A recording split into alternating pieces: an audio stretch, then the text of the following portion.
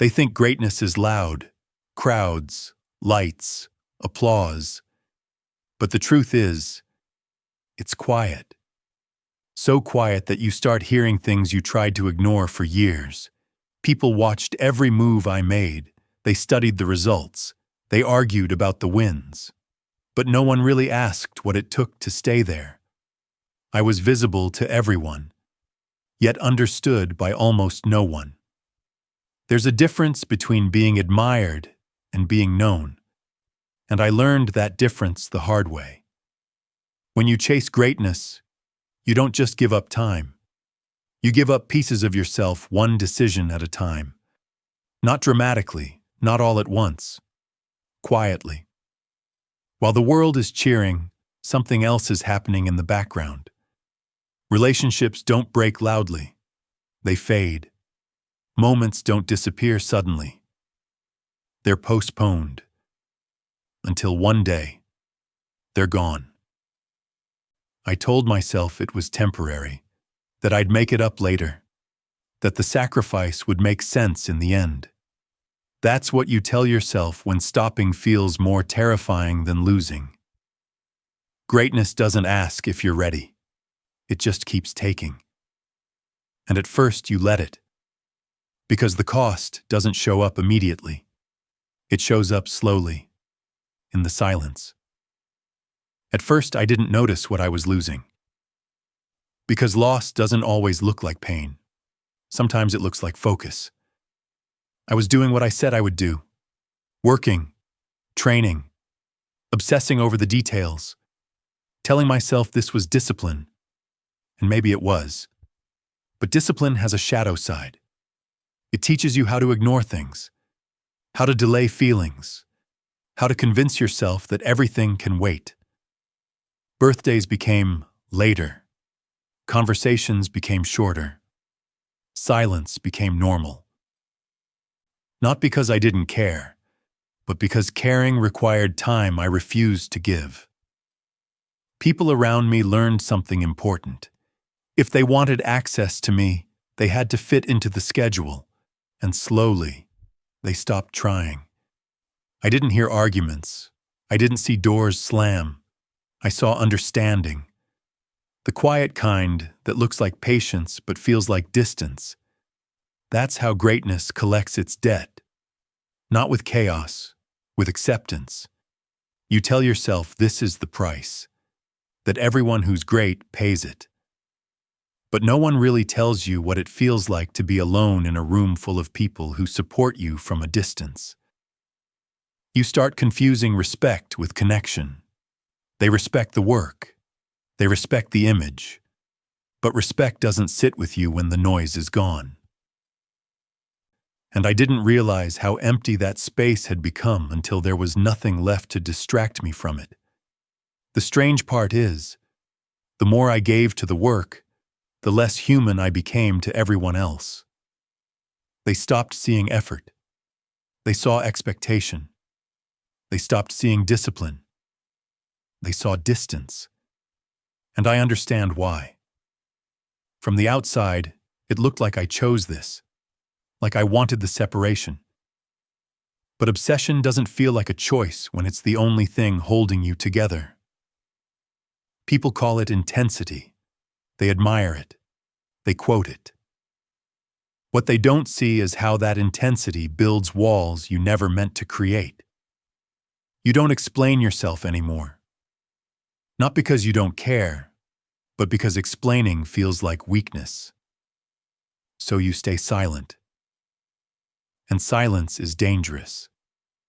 Because people fill it with their own conclusions. They think you don't need them.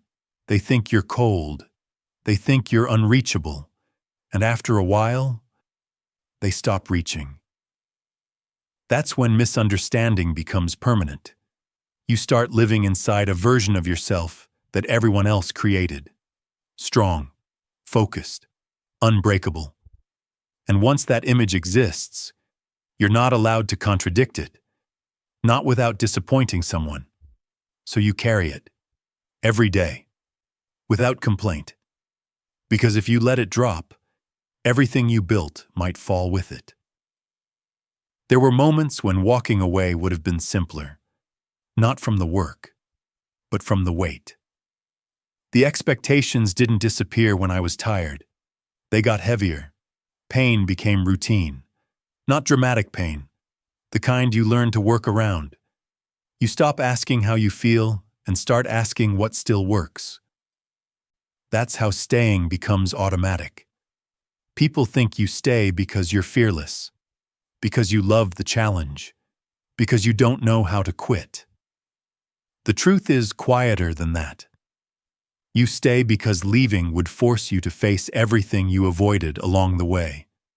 The conversations you postponed, the relationships you put on hold, the parts of yourself you locked away so you could keep moving forward. Staying gives you structure. Leaving gives you questions. And questions are dangerous when your entire identity is built on answers.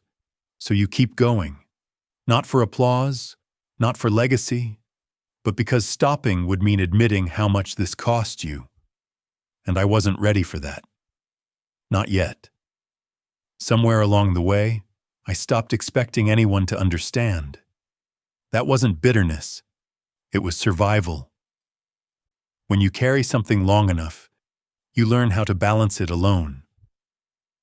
So I didn't ask questions. I didn't explain the silence. I didn't correct the assumptions. I just kept moving. And then, there was you. Not cheering. Not demanding answers. Not asking for more than I could give. You stayed. Most people don't realize how rare that is. Staying doesn't look impressive. It doesn't get noticed. It doesn't change the outcome. But it changes something else. It reminds you that you're still human beneath the routine, beneath the discipline, beneath the image everyone believes in. I'm not saying you fixed anything. I'm not saying you saved me. You didn't need to. Your presence didn't remove the weight. It just made it quieter. And sometimes, quiet is enough to keep going.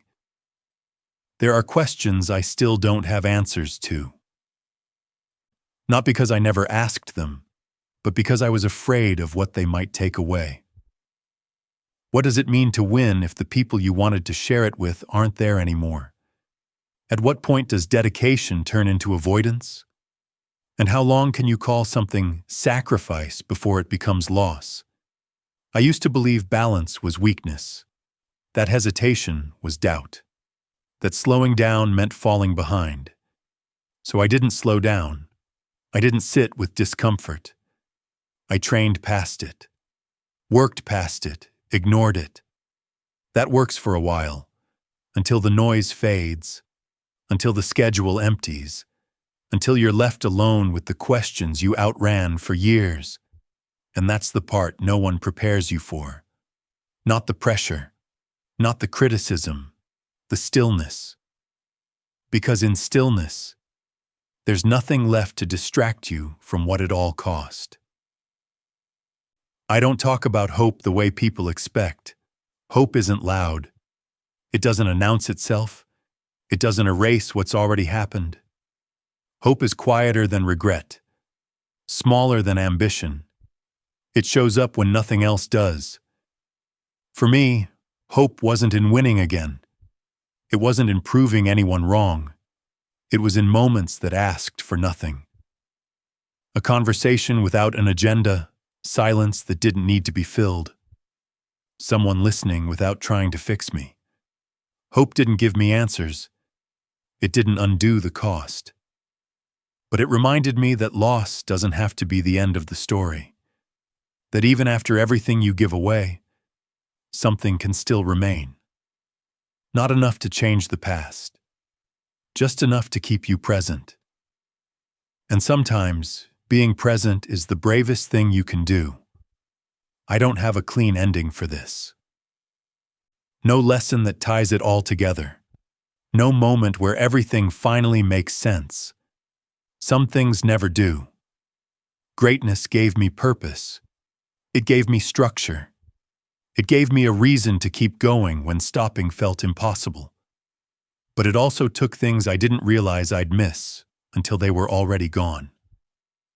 I'm not asking for sympathy, and I'm not asking you to understand everything. Just this. If you're still here, if you're listening, then none of this disappears into silence. Maybe that's enough. Not to justify the cost, not to undo it.